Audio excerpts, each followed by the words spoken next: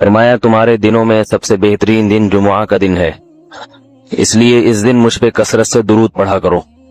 فإن صلاتکم معروضۃ علی، اس لیے کہ تمہارا درود مجھ تک پہنچایا جاتا ہے۔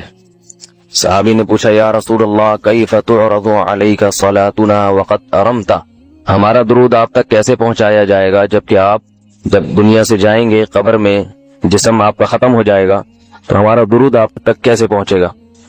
تو آپ صلی اللہ علیہ وسلم نے فرمایا ان اللہ حرم علی الارض اجساد الانبیاء، اللہ تعالیٰ نے پیغمبروں کے جسموں پر زمین پر پیغمبروں کے جسموں کو حرام کر دیا۔ زمین کسی پیغمبر کے جسم کو کبھی ختم نہیں کرتی۔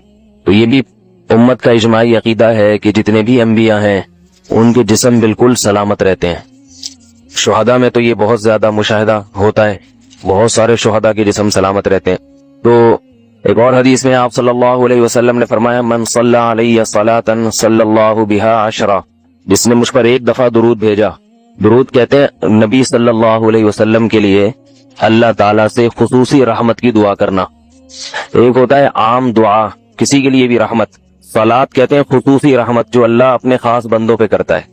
اس لیے صلات کا جو لفظ ہے نا، یہ درود اور صلات یہ پیغمبر کے علاوہ کسی کے لیے جائز نہیں ہے، کیونکہ یہ صلات خاص کس کے خاصہ ہے؟ یہ پیغمبروں کا۔ اس لیے ہم اللہم صلی علی محمد تو کہہ سکتے ہیں، لیکن یوں نہیں کہہ سکتے اللہم صلی علی فلان۔ تو وہ صلی جو ہے نا، صلات یہ خاص قسم کی رحمتیں ہوتی ہیں جو اللہ پیغمبروں پر بھیجتے ہیں۔ کبھی قرآن میں آتا ہے اولئک علیہم صلوات من ربہم ورحمہ، کہ جو لوگ صبر کرتے ہیں ان پر اللہ کی خصوصی رحمتیں بھی ہیں اور رحمت بھی ہے۔ تو پتہ چلا صلات اور رحمت میں فرق ہے۔ صلات اعلیٰ قسم کی رحمتوں کو کہتے ہیں۔ تو آپ صلی اللہ علیہ وسلم نے فرمایا جس نے میرے لیے ایک مرتبہ رحمت کی دعا کی، درود شریف پڑھا میرے لیے، تو اللہ اس پر 10 رحمتیں بھیجتے ہیں۔ اور جمعہ کے دن زیادہ فضیلت ہے درود شریف پڑھنے کی۔ البتہ یہ جو جمعہ کے دن میں حدیث مشہور ہے کہ 80 سال کے گناہ معاف ہوتے ہیں جمعہ کے دن درود پڑھنے سے، یہ حدیث سند کے لحاظ سے کمزور ہے۔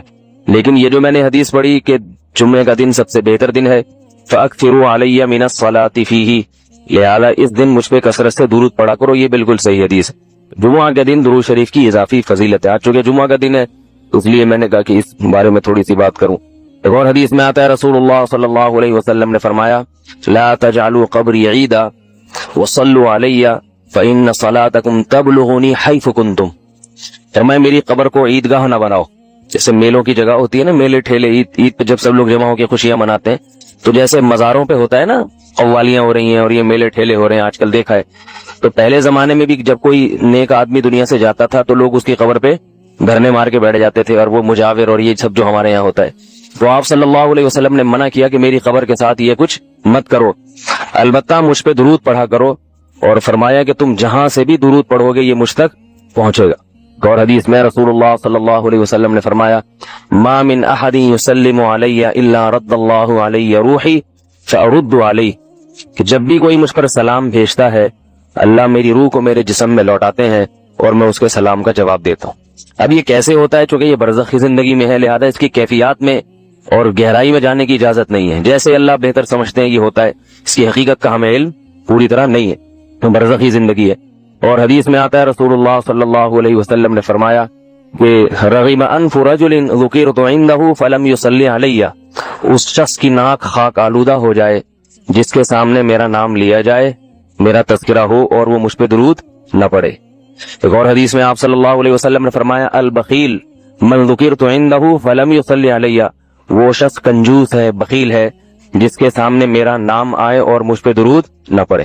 یعنی اتنی بڑی شخصیت اور اتنے بڑے محسن اعظم کا تذکرہ آ رہا ہے اور اس کی زبان سے دعا بھی نہیں نکلتی، تو اس سے بڑا کنجوس دنیا میں کون ہو سکتا ہے؟ ایک اور حدیث میں آپ صلی اللہ علیہ وسلم نے ایک شخص کو دعا مانگتے ہوئے دیکھا جس نے درود شریف پڑھے بغیر دعا شروع کر دی، تو آپ صلی اللہ علیہ وسلم نے فرمایا اس نے دعا میں جلدی کی ہے۔ پھر فرمایا تم میں سے جب کسی شخص کو دعا مانگنی ہو پہلے اللہ کی حمد و ثنا پڑھے پھر مجھ پر درود بھیجے۔ یہ تو مادہ پرستی کی دنیا ہے جس نے دنیا کو اتنی زیادہ لفٹ کرا دی ہے۔ ابھی میں جب ایئرپورٹ پہ تھا تو ایک صاحب سے بات چیت ہو رہی تھی، کہنے لگے کہ ہمارے ہاں احتیاطی تدابیر نہیں ہوتی اس لیے حادثے ہوتے ہیں۔ بات صحیح ہے، ہم لوگ تھوڑے سے غیر محتاط بھی ہیں، لیکن یہ جو ابھی تباہی آئی ہے اس میں تو احتیاط کا تعلق ہی نہیں تھا۔ یہ تو क्लाउड ब्रस्ट, बादल फटा और वो तो सारा पानी अचानक जमीन पे आया, उसमें क्या एहतियात करेगा इंसान? हो ही नहीं सकता। बादल को फटने से कौन रोक सकता है भाई? बादल जब फटते हैं, मनो टनों पानी जो बादलों में अचानक जमीन पे आता है, और वो इतनी बड़ी बड़ी चट्टानें, इतने बड़े बड़े पत्थरों को बहा के ले गया। वो पत्थर तो जहां से गुजरे उन्होंने मिलियामेट कर दिया सब कुछ। उन लोगों को ये गम नहीं था अभी जब हम गए हैं कि हमारे खानदान के 30 अफराद मर गए, 40, उनके लाशें नहीं मिल रही। ये गम तो पुराना हो चुका था 4 दिन को। ये था कि लाशें तो नजर आए। एक आदमी ने कहा मेरा बच्चा गायब है, दूसरे ने बताया कि मैंने दफना दिया है, मिल गया था मुझे, दफना दिया है। तो रोने लगा कि मैं देख ही लेता उसको। ऐसी अफरा तफरी। देखो, इस अफरा तफरी से बचने के 2 तरीके हैं। या तो इतनी एहतियाती तदबीरें इख्तियार कर लो कि कभी दुनिया में हादसा ही ना हो। क्या ख्याल है? नहीं आ रही समझ में? मेरा ख्याल है इतनी एहतियात कर लो जो माइकल जैक्सन ने की थी। गम लेस हो जाओगे, कोई गम ही नहीं आएगा। टेंशन क्यों होती है? टेंशन वाली बातों से। ऐसा ही है ना?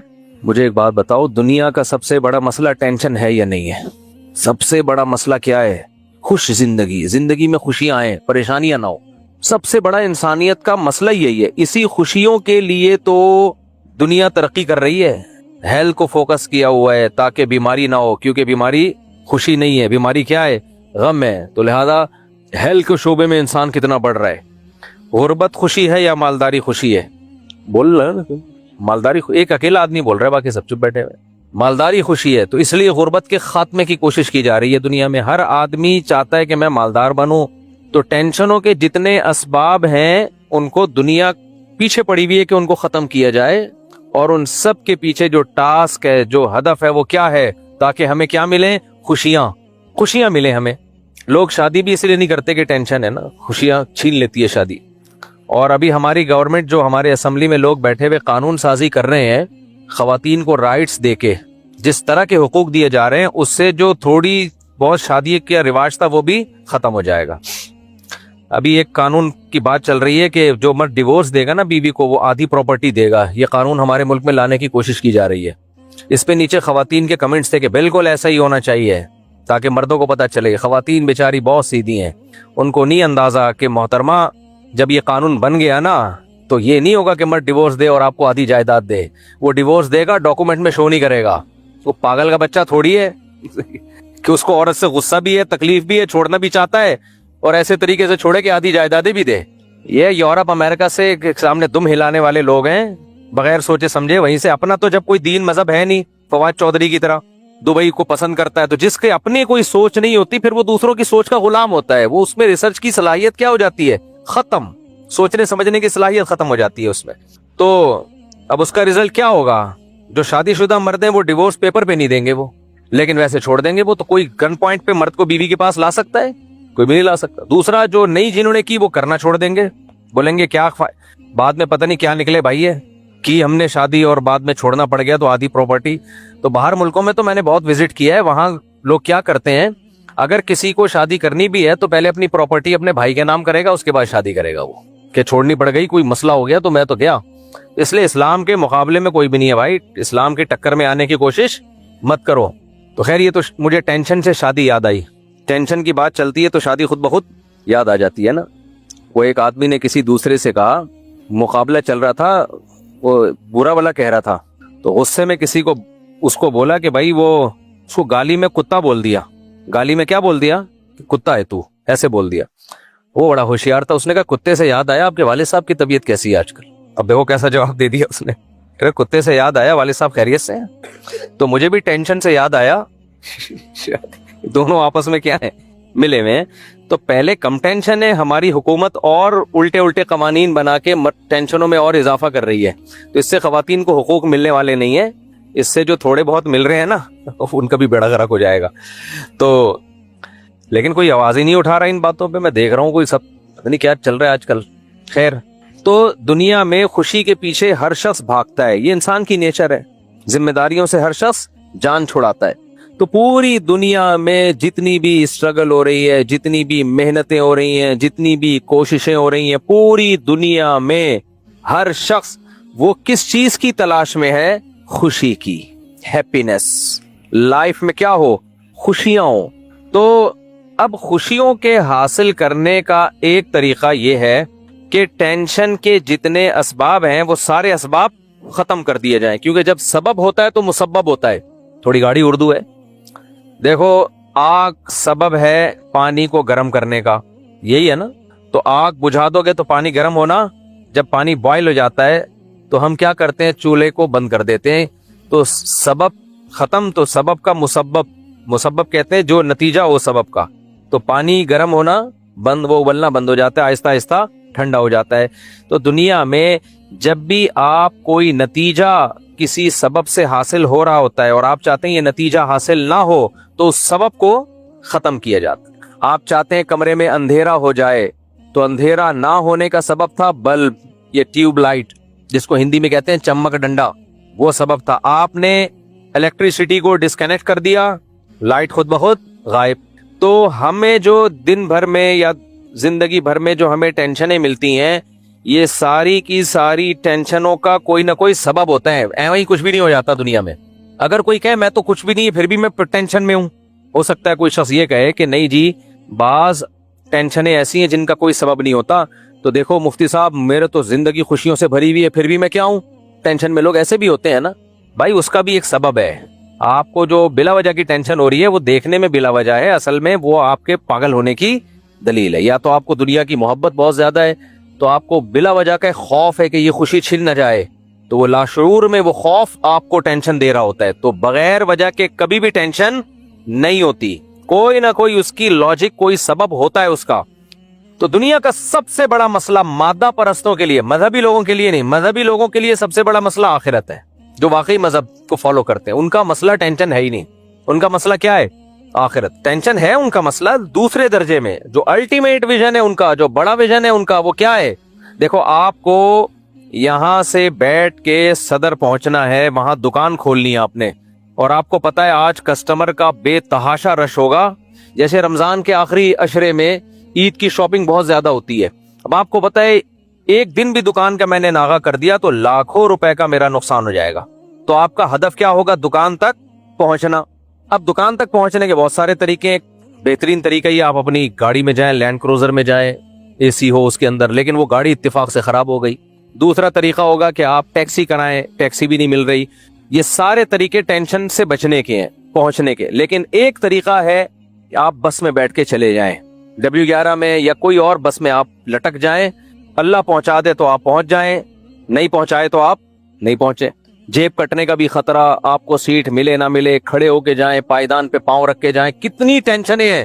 کیا ان ٹینشنوں کی وجہ سے آپ دکان پہنچنے کا ارادہ ترک کر دو گے؟ نہیں, آپ کہو گے سیزن چل رہا ہے بھائی, کوئی بات نہیں یار, ایک دن ہم ایسے چلے جائیں گے. اب کوئی کہے دنیا میں تیرا مقصد ٹینشن سے بچنا ہے ہی نہیں, کیونکہ تو دھکے کھا کے بسوں میں جا رہا ہے, اس کا مطلب تو ٹینشن سے محبت کرتا ہے. تو آپ اسے کیا کہیں گے, بھائی ٹینشن سے محبت کسی کو بھی نہیں ہوتی, لیکن میری زندگی میں دو مقاصد ہیں. ایک مقصد تو یہ ہے کہ میں یہ سفر کروں وداؤٹ اینی ٹینشن, اور ایک مقصد ہے میں دکان تک پہنچ جاؤں. تو جہاں دونوں مقصد ٹکرائیں گے تو میں دکان کو زیادہ فوکس کروں گا اور چھوٹی ٹینشن کو بڑی ٹینشن پہ قربان کر دوں گا. میں سمجھا پا رہا ہوں بھائی اپنی بات, کیا خیال ہے؟ کیونکہ آپ کہو گے یار وہ زیادہ بڑا مسئلہ ہے, وہ دکان تک پہنچنا ہے, بڑے لٹکتے جاؤ, بڑی خوشی خوشی جاؤ گے کہ یار پہنچ تو گئے نا, کوئی بات نہیں پہنچ تو گئے, پیدل نکل جاؤ گے آپ. تو جو دین کو فالو کرتے ہیں ان کا اصل مقصد ہے آخرت, تو وہ بھی چاہتے ہیں اس آخرت کے لیے جو دنیا کا سفر ہے اس میں ہماری زندگی ٹینشنوں سے پاک ہو, پریشانیاں نہ ہو. لیکن اگر پریشانیاں آ بھی جاتی ہیں تو وہ ان کو زیادہ پریشان اس لیے نہیں کرتی کہ وہ اصل ہدف ان کا دنیا ہے ہی نہیں, ان کا دنیا ہدف ہی نہیں ہوتا بھائی. یہ جو مادہ پرست لوگ ہیں جو آخرت کو نہیں مانتے, دو ہی طبقے ہیں نا دنیا میں, یا تو اسلام کو ماننے والے یا اسلام کو نہیں ماننے والے. تو جو اسلام کو پراپر مانتے ہیں ان کا ہدف ہی آخرت ہے. تو پہلی ٹینشن تو یہیں سے ختم ہو گئی کہ نہیں ہو گئی؟ لو بھیا, نہیں آئی میرا خیال ہے بات. دیکھو کتنی زبردست بات ہے یار. ایک آدمی کھڑا ہوا ہے روڈ پہ, اس نے پہنچنا ہے دکان کیونکہ سیزن چل رہا ہے. ایک اس کی ٹینشن ہے, وہ ٹینشن ہے یار میں پہنچ جاؤں بس کسی طریقے سے, اور اس کو امید بھی ہے کہ پہنچ جاؤں گا, گاڑیاں چل رہی ہیں, نہیں تو پیدل تو ہے ہی نا. پیدل میں ٹینشن زیادہ ہوگی, بس میں تھوڑی کم ہوگی, ٹیکسی میں اور کم ہوگی, اپنی گاڑی میں اور کم ہوگی. ایک یہ آدمی ہے. ایک دوسرا آدمی وہ ہے جس کا مقصد دکان تک پہنچنا نہیں ہے, وہ سمجھتا ہے میں دنیا میں آیا ہی لگژری گاڑی میں سفر کرنے کے لیے ہوں. میں دنیا میں آیا کس لیے ہوں؟ لگژری گاڑی میں سفر ہو. اب اس کی گاڑی ہو گئی خراب, وہ تو پاگل ہو جائے گا نا ٹینشن سے. آپ اسے کہ پیدل چلا جا, وہ کہے گا میرا تو مقصد ہی یہ تھا کہ لینڈ کروزر میں بیٹھ کے میں ٹریول کروں, मैं W11 में कैसे सफर करूंगा भाई? तो टेंशन से हलाक होगा कि नहीं होगा? इसका तो हदफ ही यही है।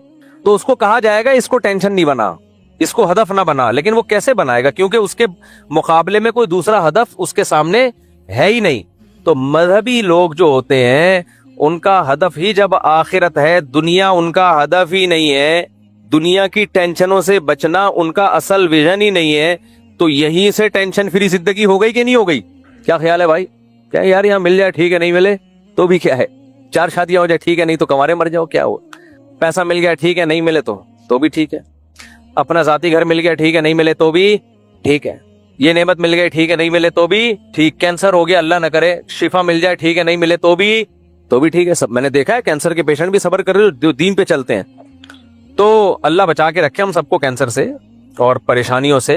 तो अब मैं असल बात की तरफ आता हूं। देखो, परेशानियों से बचने के लिए आपके पास 2 हल हैं।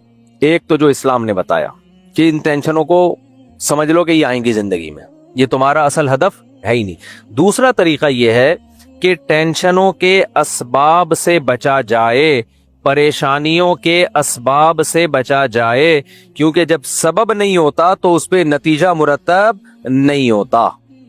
अब हम आते हैं परेशानियां और उनके असबाब की तरफ। क्या ख्याल है भाई? कौन कौन सी चीजें जो इंसान को परेशान करती हैं, उन चीजों की एक लिस्ट बनाएं डायरी में और देखें कि ये वाली परेशानी का सबब क्या है, उसको निकाला जाए। ये वाली परेशानी का सबब क्या है, उसको भी मार्केट से। बारिश मुझे लग रहा है ज्यादा हो गई कराची में, बहुत ढीले ढीले से बैठे हुए हैं लोग, बहुत सुस्त से। थकावा तो मैं हूं, मैं रात को सोया नहीं हूं भाई, जहाज में जो थोड़ी देर मैंने कमर सीधी की है मैं सोया हूं। परेशान आप लग रहे हो मुझे।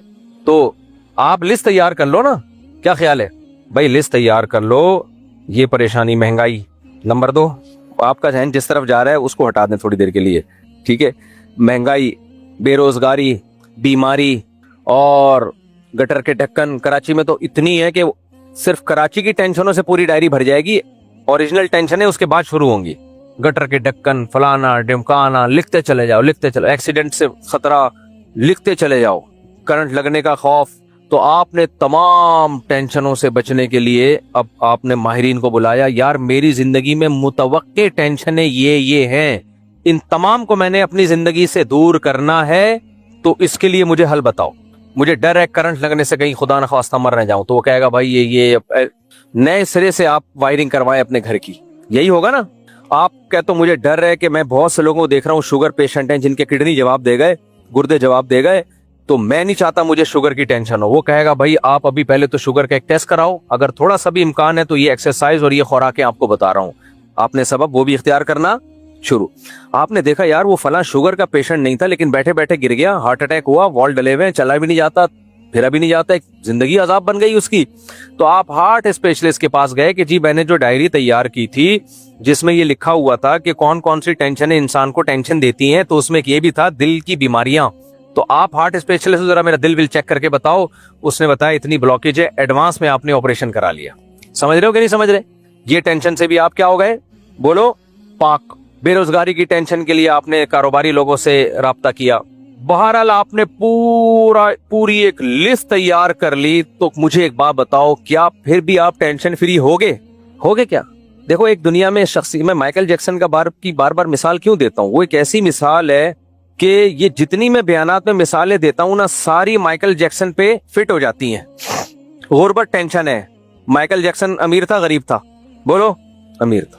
गुर्बत वाली टेंशन के असबाब उसने दूर कर दिए, उसके पास कमाने का जरिया था, और ऐसा जरिया एक एक ठुमके 2-2 करोड़ रुपए के थे उसके। एक ठुमके की जो माहिरीन कहते हैं, माहिरीन ठुमकी याद, वो कहते हैं एक एक ठुमका कितने करोड़ का था? 2-3 करोड़ एक दफा हिलने के ले लेता था वो। भाई वो हिला है ना, मैं और आपके हिलने की क्या हैसियत? वो हिला है, वो मामूली आदमी नहीं है। चड्डी बनियान उसके करोड़ों रुपए में बिकते थे। चड्डी बनियान माइकल जैक्सन की चड्डी है, माइकल जैक्सन का बनियान। दूसरा, बीमारी टेंशन, उसने डॉक्टर पाले हुए थे। ऐसे नहीं हम गरीबों की तरह बीमार हो रहे हैं तो खांसते हुए डॉक्टर के पास पहुंच रहे हैं, और वो पहले से थर्मामीटर मुंह में लगा देता है हमारे, ताकि शोर ना मचाए क्लिनिक में बैठ के। ठीक है, डॉक्टर ये भी कर रहे हो, थर्मामीटर रख के चले गए, शोर मचा रहे होते हैं ना लोग, चुप करके बैठा रहे आराम से। ऐसा नहीं था, उसको डॉक्टर के पास जाने की जरूरत नहीं थी। डॉक्टर हर वक्त उसके पास रहते थे, जो उसको चेक करते रहे कोई प्रॉब्लम तो नहीं हो रही है।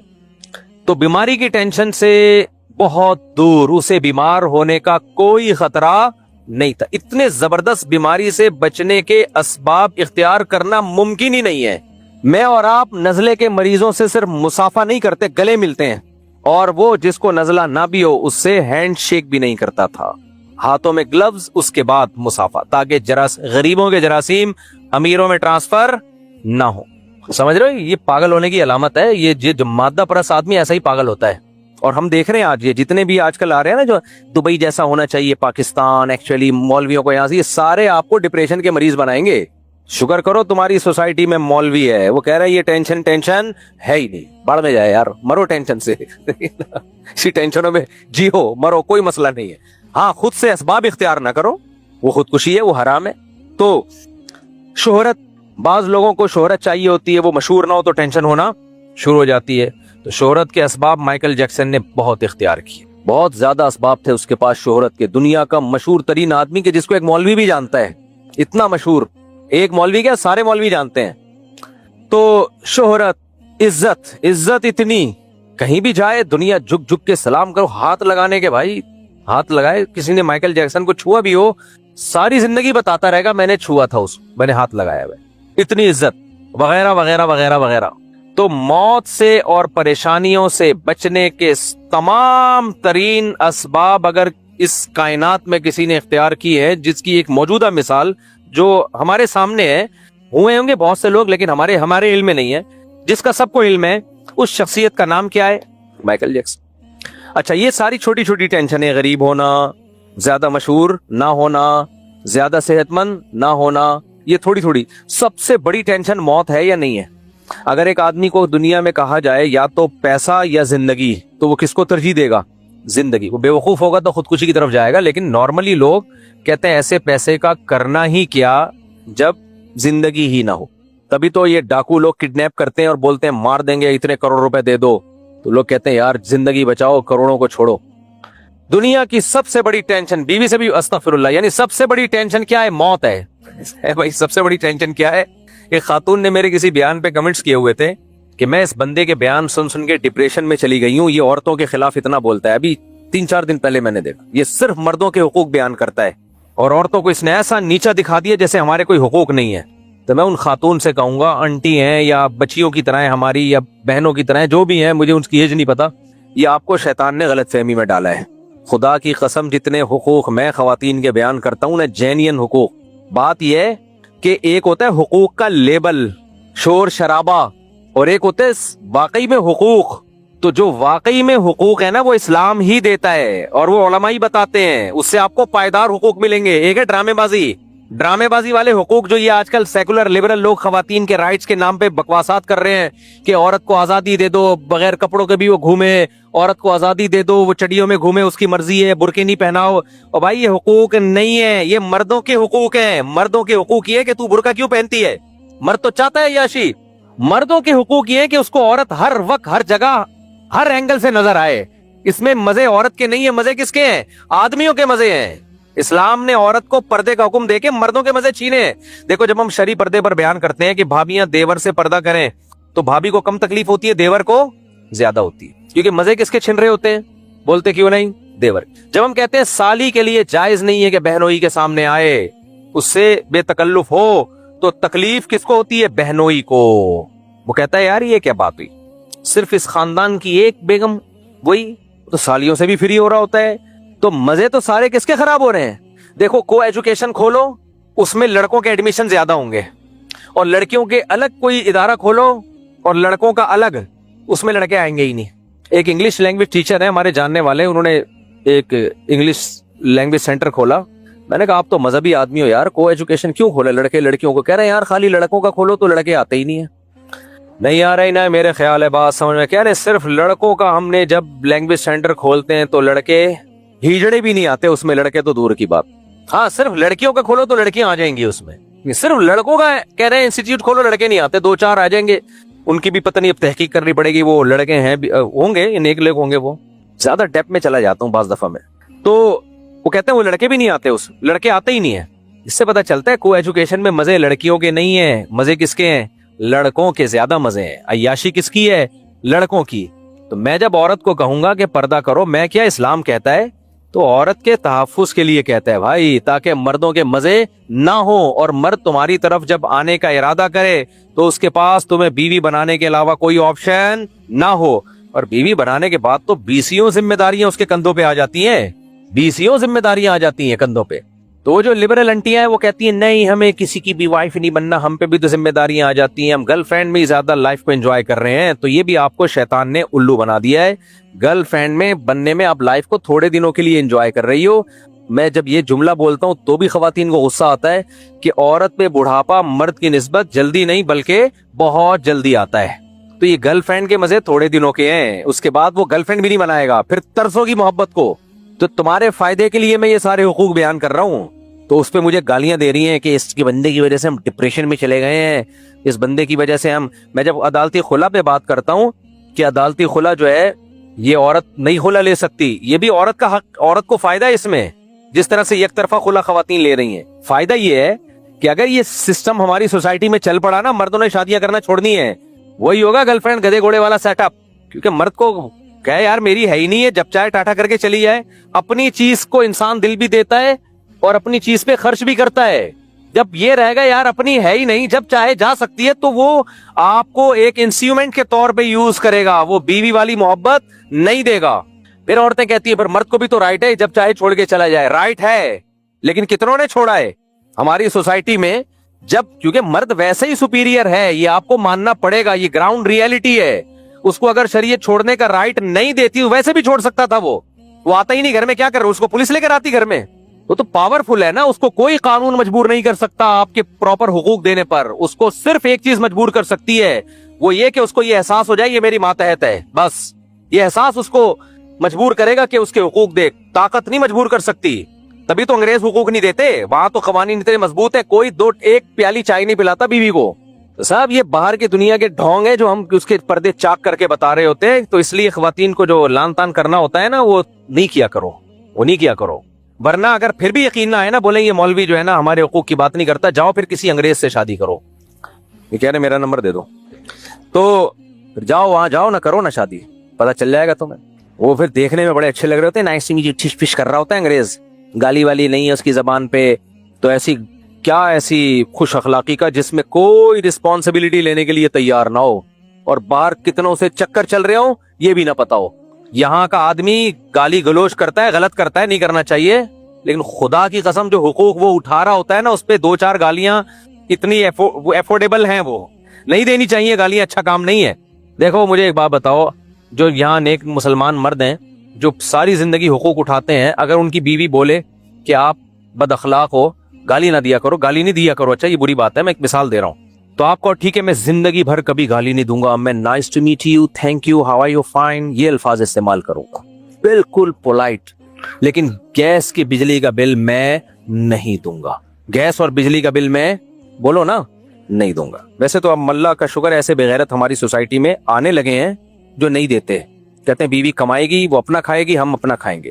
یہ بغیرت ہول سیل کے حساب سے پیدا ہو رہے ہیں. یہ لبرلزم جس کی طرف ہمارا ملک جا رہا ہے، اس میں بغیرتی پہ غیرت کا لیبل لگایا جاتا ہے، حقوق کا لیبل. دنیا میں یہ بہت بڑا جرم ہو رہا ہے، یاد رکھو. ظلم ہوتا ہے لیکن اس پہ عدل کا لیبل لگایا جاتا ہے. جیسے عرب اپنی بیٹیوں کو دفن کرتے تھے تو اپنے آپ کو ظالم نہیں کہتے تھے، غیرت مند کہتے تھے. تو جیسے غیرت کے نام پہ قتل کرنا ظلم ہے نا، ایسے ہی بغیرتی کے نام پہ بغیرتی کو عدل کا نام دینا، حقوق کا نام دینا، یہ بھی کیا ہے؟ یہ بھی ظلم ہے. تو آپ بول دو کہ ٹھیک ہے میں آئندہ کیا کروں گا کہ گیس کا بل آدھا تم آدھا میں، بجلی کا بل آدھا تم آدھا میں، بچوں کا خرچہ آدھا تمہارا آدھا میرا، ساری چیزیں ہم آپس میں شیئر کریں گے اور رات کو ہماری ملاقات ہوگی. کوئی کسی کے کوئی حقوق نہیں ہے، تو نائس ٹو میٹ یو ہی رہ جائے گا، کچھ بھی نہیں رہے گا بھائی. خیر ہم اپنے ٹینشن سے پتہ نہیں دماغ ادھر کیوں چلا جاتا ہے میرا بار بار. ہاں تو مجھے یہ بات بتاؤ، دنیا میں سب سے بڑی ٹینشن موت. سب سے بڑی ٹینشن کیا ہے؟ موت. آپ کو کوئی کہے کہ پیسے یا موت، تو آپ کس کو ترجیح دو گے؟ بھائی پیسے لے لے یار، زندگی چھوڑ دے. یہ جو جبری طلاق ہے نا، جبری طلاق، اس کے بارے میں بعض لوگ کہتے ہیں نا جبری طلاق واقع نہیں ہوتی، اور دلیل یہ دیتے ہیں کہ حدیث میں آتا ہے لا طلاق ولا عتاق فی اغلاق. جب انسان پر رائے اور فکر کے دروازے بند ہو جائیں تو حدیث میں آتا ہے طلاق اور غلام آزاد نہیں ہوتا. اس حدیث کا مطلب کیا ہے؟ کوئی آدمی پاگل ہو جائے وہ طلاق دے گا تو طلاق واقع نہیں ہوگی, کیونکہ اس کا تو دماغ ہی کام نہیں کر رہا. کوئی سو رہا ہو اور نیند میں ڈیورس دے دے تو ڈیورس واقع بولو نا نہیں ہوتی. کوئی مجنون ہو گیا یا کوئی ڈپریشن کا ایسا مریض ہے کہ جب اس کو ڈپریشن ہوتی ہے اس کو پتہ ہی نہیں چل رہا ہوتا میں کیا بول رہا ہوں, ایسی بیماریاں بھی ہیں. کوئی غلط دوا کھا لی اور کھوپڑی آؤٹ ہو گئی, پتہ ہی نہیں چل رہا میں کیا بول رہا ہوں. تو حدیث کے مطابق ایسی کنڈیشن میں ڈیورس واقع نہیں ہوتی, کیونکہ آپ الفاظ کا بھی ارادہ نہیں کر رہے ہوتے, لیکن جبری طلاق واقع ہو جاتی ہے. ہمارے اہل حدیث بھائی کیا بولتے ہیں کہ جب کوئی گن پوائنٹ پہ آپ کو طلاق دلواتا ہے کہ بیوی کو چھوڑ دے ورنہ تجھے گولی مار دوں گا, تو ایسی کنڈیشن میں بھی آپ کے رائے اور فکر کے دروازے بند ہو جاتے ہیں, لہذا حدیث کے مطابق آپ کی طلاق واقع نہیں ہوگی. یہ بالکل غلط استدلال ہے, یہ بالکل غلط طریقہ ہے. اصل میں ایسے موقع پہ ہم فقہا کیا کہتے ہیں, فقہائے احناف کہتے ہیں کہ اگر رائے اور فکر کے دروازے بند ہو گئے ہوتے ہیں نا اس کے اوپر, تو بیوی اور جان میں سے جان کو ترجیح نہ دیتا. یہ اس وقت تو پورے ہوش و حواس میں اس نے سوچا کہ بھائی ایک طرف بیگم ایک طرف زندگی, احون البلیتین کو اختیار کرو, دو مصیبتوں میں سے ایک بڑی مصیبت, جان گئی تو بیوی تو ویسے ہی جائے گی. تو وہ اس وقت اتنا ہوشیار ہوتا ہے نا, اس سے پہلے ہوشیاری کا کام اس نے کیا نہیں ہوتا, تو اس لیے ڈیورس واقع اس صورت میں بھی ہو جاتی ہے. لوگ کہتے ہیں سر بیوی کا کیا قصور ہے, تو طلاق کے حکام میں شریعت نے بیوی کا قصور یا قصور نہ ہونے پر شرعی احکام کا مدار نہیں رکھا ہے. کوئی آدمی بیٹھے بیٹھے بیوی کو ڈیورس دے دیتا ہے تو کیا قصور تھا بیوی کا بھائی؟ ہاں اس حکم میں حکمت کیا ہے یہ ایک الگ ٹاپک ہے. حکمت کیا ہے, اس کا ہیلا کیا ہے بچنے کا, کوئی ایسی مجبوری میں آ جائے تو کیا ہیلا اختیار کرے کہ وہ ڈاکو بھی بھاگ جائیں اور طلاق بھی نہ ہو, تو وہ ہیلا ایک الگ ٹاپک ہے. لیکن جبری طلاق بھی بہرحال واقع بولو ہو جاتی ہے. اور یہ اتنے بے وقوف لوگ ہیں جو احناف حنفیہ کے خلاف کہتے ہیں نا, یہ دیکھو جبری طلاق واقع کر کے مرد پہ ظلم کر رہے ہیں, مرد پہ ظلم کر رہے ہیں. یہ جبری خلا کے تو قائل ہیں, یعنی مرد نہ بھی چاہتا ہو تو بیوی ٹاٹا کر کے نکل جائے, کمال کی بات, اور وہ اپنی زبان سے دے رہا ہے تاکہ جان بچا لوں. اس کے قائل نہیں ہے کہ زبردستی نہیں ہو سکتی, یعنی جج زبردستی کر سکتا ہے کہ جب چاہے کسی کی بیوی کو طلاق کی ڈگری پکڑا کے مرد کو بولے اب تم رنوے گھومو ساری زندگی. وہ تو زیادہ بدترین جبر ہے, اس میں پوری ڈاکومنٹیشن ہوتی ہے. اس لیے میں عدالتی خلا کے خلاف ہوں کہ یہ اسلام نہیں ہے بھائی, یہ تو عقل کے بھی خلاف ہے. تو آپ جب بھی زبان سے طلاق کا لفظ نکالیں گے ہوش و حواس کی حالت میں تو ڈیورس واقع ہو جائے گی, خوب سمجھ لو. پھر یہ نہیں کہنا میں دباؤ, کیونکہ لوگ بہت زیادہ ہم پہ دباؤ ڈال رہے ہوتے ہیں فتوی لکھوانے کے لیے کہ میں بہت دباؤ میں تھا. جتنے بھی دباؤ میں تھے زبان سے دے دی تو بہرحال ہو جائے گی. جی شراب کے نشے میں بھی ہو جائے گی, اگر شراب خود پی ہے اور طلاق دی تو ہو جائے گی. شرابی کہتے ہیں میں ہوش و حواس میں نہیں تھا, ہوش و حواس نہیں تھے میرے, تو کمبخت تو نے بیوی کو کیوں نہیں دی پھر طلاق, ماں کو کیوں نہیں دی, بہن کو کیوں نہیں دی, بیوی کو ہی دے رہا ہے اور دے بھی غصے میں رہا ہے. اس سے پتا چلتا ہے اس کو پتا ہوتا ہے کہ میں طلاق دے رہا ہوں, جو غصے کا کام ہے. یہاں لوگ اشکال کرتے ہیں کہ پھر تو لوگ دھڑا دھڑ طلاقیں دلوانا شروع کر دیں گے, جبری طلاق, مردوں پہ ظلم ہوگا. 1400 سال سے اسلام آیا ہے, کتنوں نے زبردستی دلوا دی ہے بھائی, اور کیوں دلوائے گا کوئی؟ کسی کا دماغ خراب ہے, اور اگر دلوائے گا تو اس کا تدبیر بھی ہے, اس سے بچنے کی ہیلا بھی ہے, تدبیر بھی ہے. اور اہم بات یہ ہے کہ اس زمانے میں عدالتی خلا کی تو 2 ٹکے کی حیثیت ہے نہیں الحمدللہ.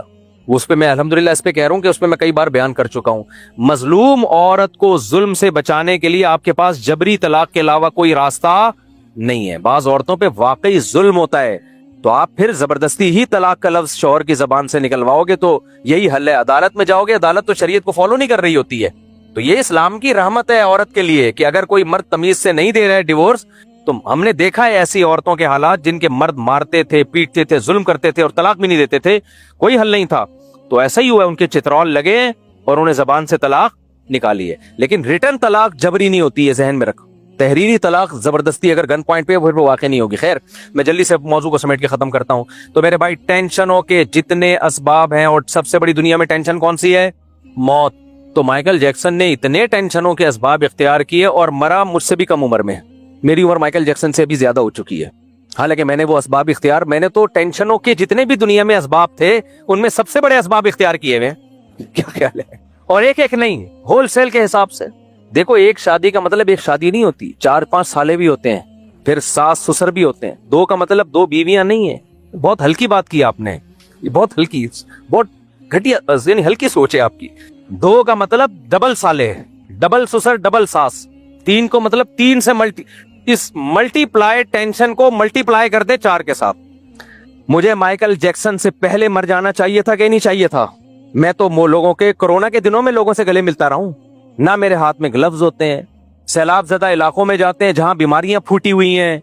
तो मेरे भाई इससे साफ पता चलता है, बात को बस समेटता हूं, आप टेंशनों के असबाब एतदाल से इख्तियार करें, टेंशनों से बचना आपके बस में नहीं है। वो मैं एयरपोर्ट के वाक़या सुना दूं, वो साहब कहने लगे असल में एक्चुअली पाकिस्तान में ऐसा वो बहुत बेहतियाती है। मैंने कहा मेरे भाई जापान में टोक्यो में मैं वहां मौजूद था, जाको एयरपोर्ट पे जहाज खड़ा हुआ है, दूसरे जहाज ने लैंड किया और उड़ा दिया खड़े खड़े जहाज को। ये अगर पाकिस्तान में होता तो हम कहते यार कितनी करप्ट हुकूमतें हमारी के खड़े खड़े जहाज, अच्छा भला जहाज अपना, एक दूसरा जहाज ना जो एयरपोर्ट पे खड़ा हुआ है अपना आराम से खड़ा हुआ है, जलजला आया हुआ था उसकी मदद के लिए जा रहा था, वो आराम से अपने वो खड़ा हुआ है जहाज कि जी मेरी बारी आएगी तो मैं निकलूंगा।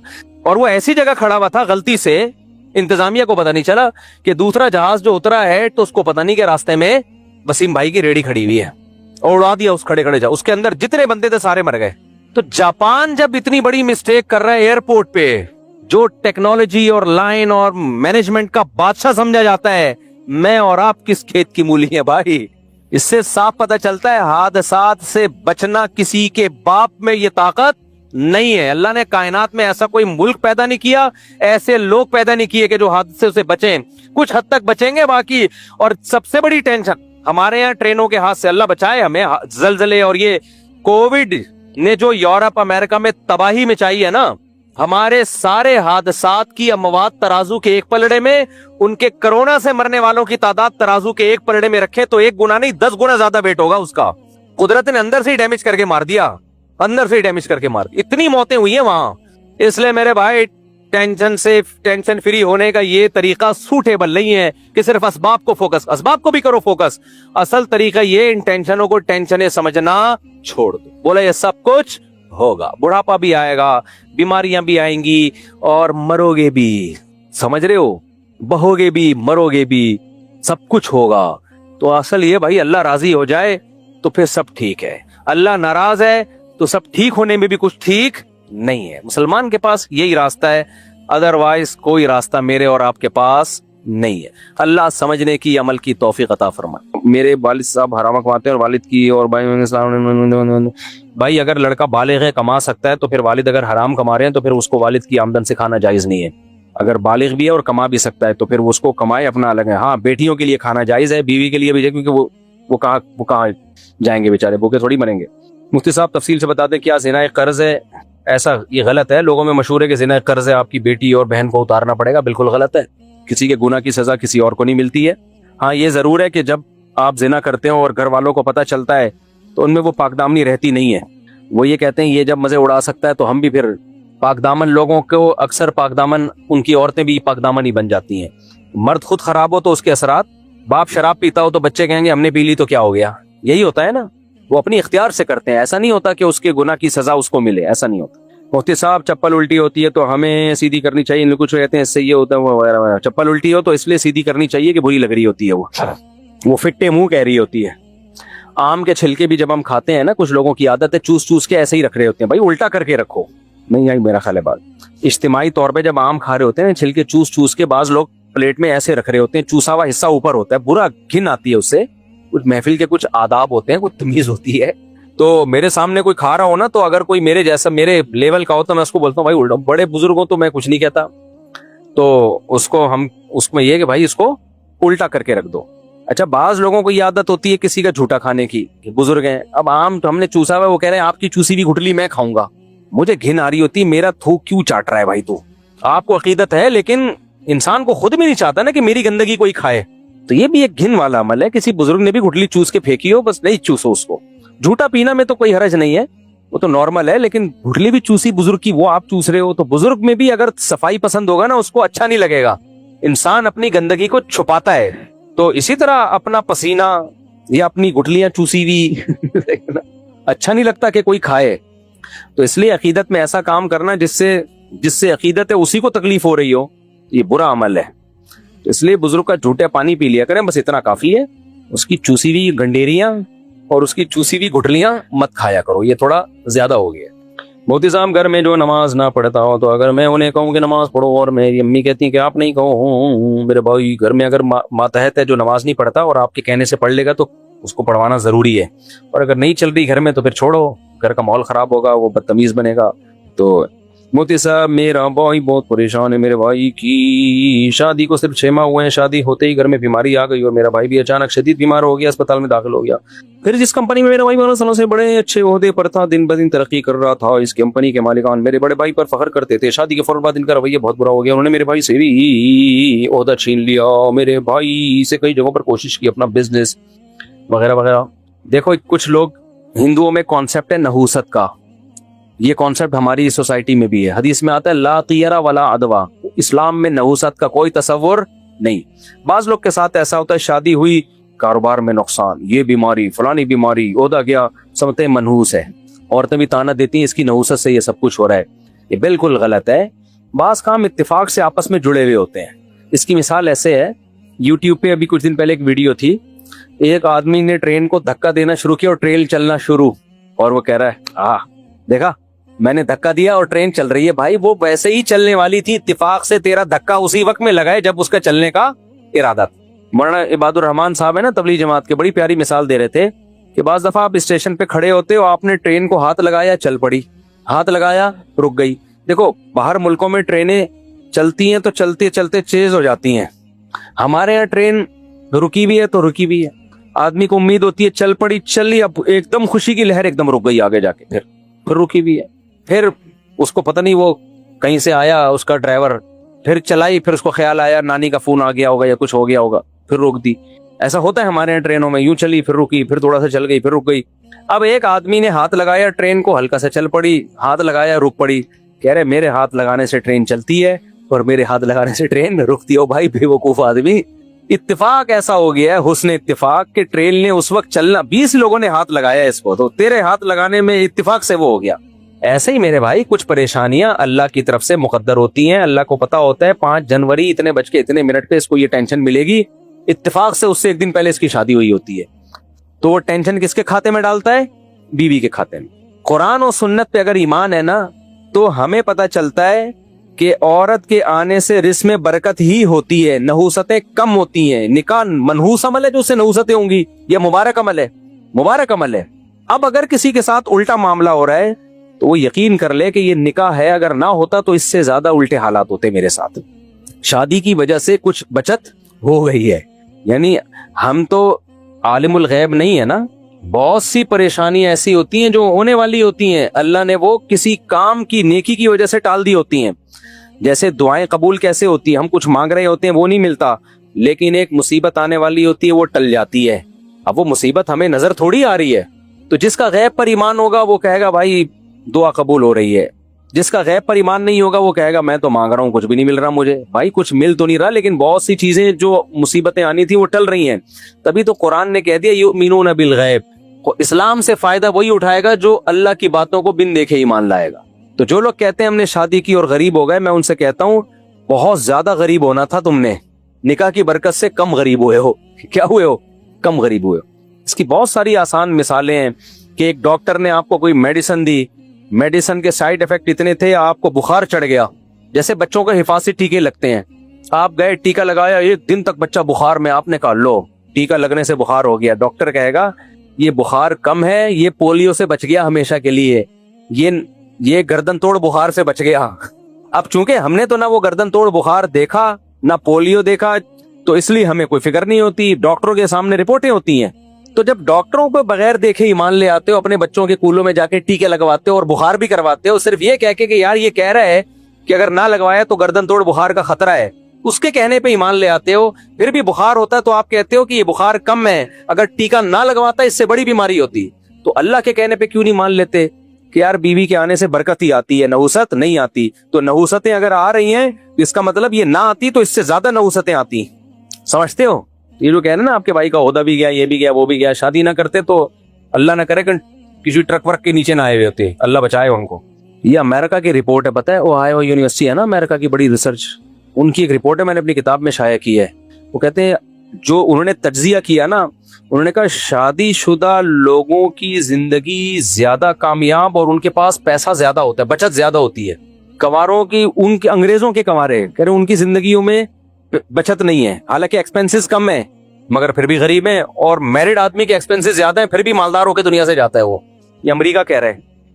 مدثر حسن صاحب لاہور سے، میرا سوال یہ ہے کہ اگر جنات سے دوستی ہو جائے تو قرآن کی روشنی کس حد تک جائز ہے؟ کہاں ہے بھائی؟ ان کو باہر نکالو یار. کون ہے جنات سے دوستی ہے اس کی؟ ہے بھائی کون ہے بھائی؟ چلو خود جن بیٹھا ہوا ہو. بعض دفعہ نا کوئی ڈپریشن ہوتی ہے، کوئی نفسیاتی مسائل ہوتے ہیں، آدمی سمجھ رہے ہوتے ہیں میری جنات سے دوستی ہو گئی ہے، اس لیے پہلی فرصت میں کسی اچھے سے سائیکولوجسٹ کو دکھائیں. پھر بھی آرام نہ آئے تو سائیکیٹرسٹ کو دکھائیں. سائیکولوجسٹ کیا کرے گا؟ آپ کو سمجھے گا ٹینشن کیا ہے آپ کی زندگی میں. پھر بھی نہ ہو تو پھر آپ کو میڈیسن لینی پڑے گی. انشاءاللہ یہ جنات سے دوستی آپ کی ختم ہو جائے گی، یہ اللہ کی رحمت سے پوری امید ہے. میرا تعلق تبلیغ جماعت سے، بات جب تک دوستی ختم نہیں ہوتی تو آپ کم از کم ہمارے بیان میں نہ آئے، ہمارے بیان میں تشریف نہ. میرا تعلق تبلیغ جماعت سے. آج کل مولانا طارق مل صاحب کے متعلق لوگ بہت غلط آراء قائم کر رہے ہیں، تو کیا مولانا صاحب کے بارے میں آپ کیا کہیں گے؟ جتنے پہ جتنا بولا جائے نا اس سے فتنہ بڑھتا ہے. جس کو صحیح رائے رکھنی ہے وہ صحیح رائے رکھے، جس کو غلط رائے رکھنی ہے وہ غلط رائے رکھے. اور بھی غم ہے زمانے میں محبت کے سوا. تو بحث ہی نہ کرو، ان کو اپنی زندگی میں جینے دو میرے بھائی. وہ بوڑھے ہو گئے ہیں، ساری زندگی دین کی خدمت کی ہے، اب آخری عمر میں ان کو تھوڑا سکون دے دو، آرام دے دو. اگر کوئی غلطی ہوتی بھی ہے تو بولو کوئی بات نہیں یار، اچھے کام اتنے کیے ہیں.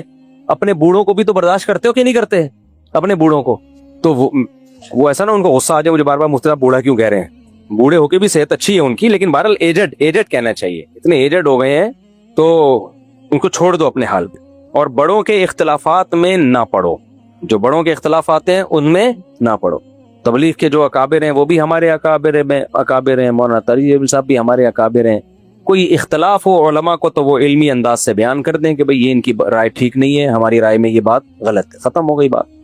یہ جو ٹرینڈ چلتا ہے نا ایک دوسرے کی ذات پہ کیچڑ اچھالنے کا، یہ ٹرینڈ ختم کر دو، بالکل ختم ہو جانا چاہیے اس میرے دوست. اور یہ یاد رکھو جہاں انسان ہوں گے اختلافات ہوں گے.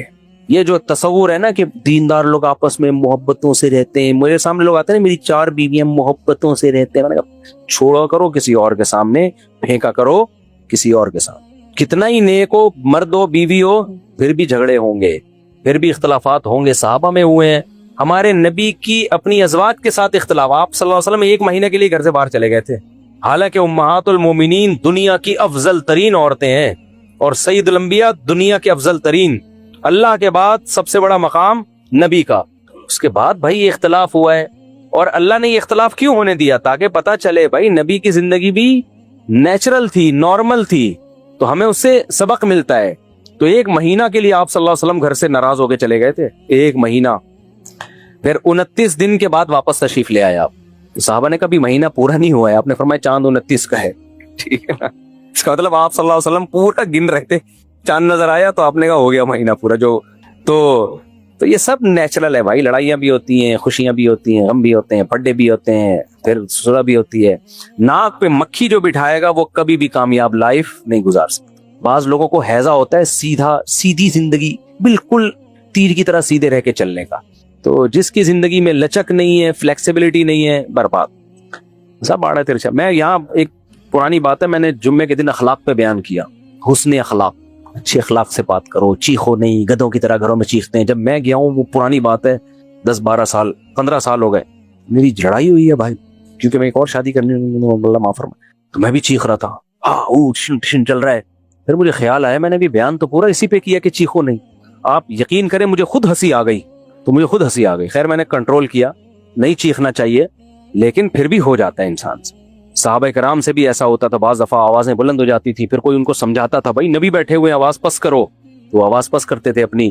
تو اس لیے دنیا میں جب ٹائم کی جنت ہے، جو جنت میں کوئی نہیں چیخے، جنت میں سب نائس ٹو میٹ یو، دعواہم فیہا سبحانک اللہم وتحیتہم فیہا سلام. سلام سے بات شروع ہوگی، سلام پہ ختم ہوگی.